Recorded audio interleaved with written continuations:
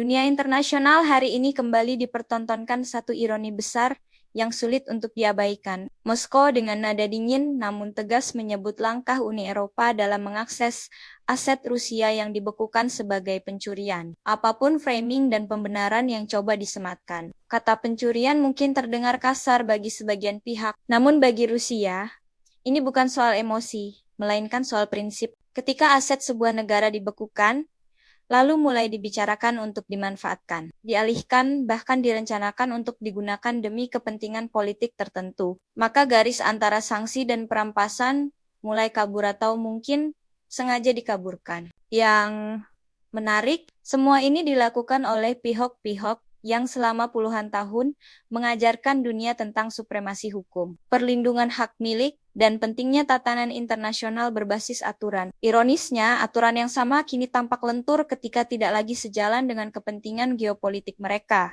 Uni Eropa mencoba membungkus langkah ini dengan bahasa yang terdengar rapi. Mekanisme hukum, kepentingan bersama stabilitas global. Namun Moskow menilai, seindah apapun istilah yang dipilih, substansinya tetap sama mengambil aset negara lain tanpa persetujuan pemiliknya. Dalam bahasa yang lebih sederhana, diganti istilahnya tapi hakikatnya tidak berubah. Disinilah pertanyaan yang lebih besar muncul. Jika aset sebuah negara bisa diakses hanya karena negara tersebut sedang berada di posisi yang tidak disukai secara politik, maka apa arti keamanan finansial dalam sistem global? Apakah kepemilikan masih dihormati?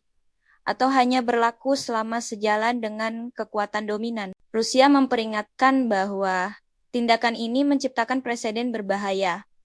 Hari ini, Rusia, besok bisa siapa saja. Dunia yang katanya berbasis hukum internasional, perlahan berubah menjadi dunia berbasis kekuatan di mana aturan berlaku fleksibel tergantung siapa yang sedang memegang kendali. Dan publik dunia tentu tidak bodoh. Mereka melihat bagaimana prinsip hukum bisa berubah wajah ketika kepentingan besar bermain di belakang layar. Mereka melihat bagaimana moralitas dipakai sebagai alat, bukan sebagai pegangan. Moskow mungkin berdiri di satu sisi konflik global yang kontroversial. Namun pernyataan ini menampar satu kenyataan pahit ketika hukum mulai dipelintir demi tujuan politik. Maka yang runtuh bukan hanya kepercayaan antar negara, tetapi juga kredibilitas sistem internasional itu sendiri. Karena pada akhirnya, hukum yang hanya tegas pada yang lemah dan lentur pada yang kuat bukanlah hukum melainkan alat kekuasaan.